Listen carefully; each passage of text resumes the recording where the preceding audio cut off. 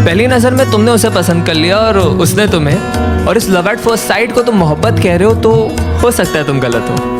क्योंकि यार पहली नज़र में तो हमें एंटीक चीज़ें भी पसंद आ जाती है, पर हम उसे घर में रखते हैं दिखावे के लिए। बस क्योंकि देर रात तक तुम दोनों ढेर सारी बातें करते हो और इसे तुम मोहब्बत समझते हो, तो हो सकता है तुम गलत हो। क्योंकि यार अकेलेपन के मारे तो दो अनजान मुसाफिर भी एक दूसरे से बात कर ही लेते हैं।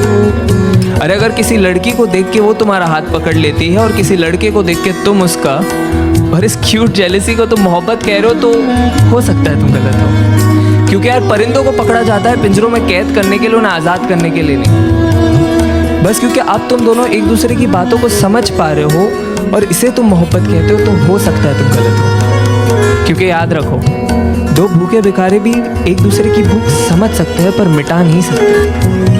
अरे अगर तुम एनिवर्सरी का सेलिब्रेशन हर महीने कर रहे हो और इसे तुम मोहब्बत कहते हो, तो हो सकता है तुम गलत हो। क्योंकि दास्तान इश्क को बयां करने के लिए साल का कोई नंबर नहीं चाहिए होता। अरे बस क्योंकि तुम उसके इंस्टा स्टोरीज का और वो तुम्हारे स्नैप स्टोरीज का हिस्सा बन चुकी है और इसे तुम मोहब्बत कह रहे हो, तो हो सकता है तुम गलत हो।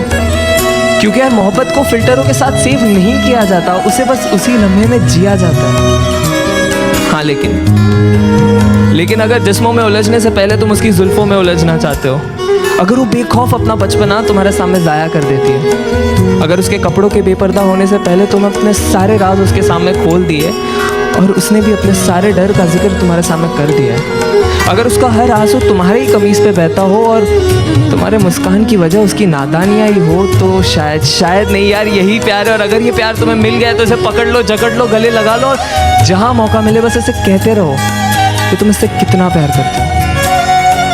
क्योंकि ऐसी मोहब्बत से मुलाकात होने में ज़िंदगी का एक काफ़ी लंबा अरसा बीत जाता है।